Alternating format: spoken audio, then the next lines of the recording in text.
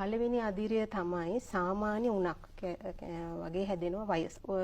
කවුරුද දන්නවනේ වෛරස් උණ උණ හැදිලා අපේ ඇඟපත රිදෙනවා, කාන්න අමාරු වෙනවා. ඒ වගේ පේශිවල වේදනාව වෙනවා. ඒ වගේ රෝග ලක්ෂණ මතුවෙනවා. ඔළුවේ කැක්කුම එනවා. ඉතින් ඇස් යට රිදෙන ගතිය එනවා. ඉතින් ඔය වගේ වමනේ ගතිය ඒ වගේ දේවල් එන්න පුළුවන් පළවෙනි අවස්ථාවේ. ඒක සාමාන්‍ය රෝග ලක්ෂණයක්. ඊළඟ දෙවෙනි අවස්ථාව තමයි රක්තපාත තත්ත්වය. රක්තපාත තත්ත්වයට එනවා කියන්නේ ඊටාත්ම දරුණුයි. ඒකෙන්දී අපි අනිවාර්යයෙන්ම රෝහල්ගත වෙන්න ඕනේ.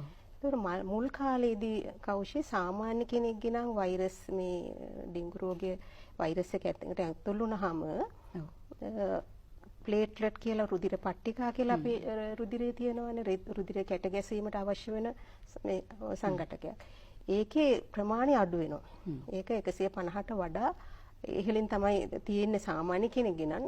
නමුත් 150න් අඩු වෙලා යනවා. සාමාන්‍ය වෛරස් උන එකදී නම් මේක 120 දක්වා වගේ බහින අවස්ථා තියෙනවා. නමුත් ඩෙන්ගි රෝගීදිත් මේක ඒ විදිහට මොකද ඩෙන්ගි කියන්නේ වෛරස් ලෙඩක් හින්දා ඒ රුධිර පට්ටිකා අඩු වෙනවා.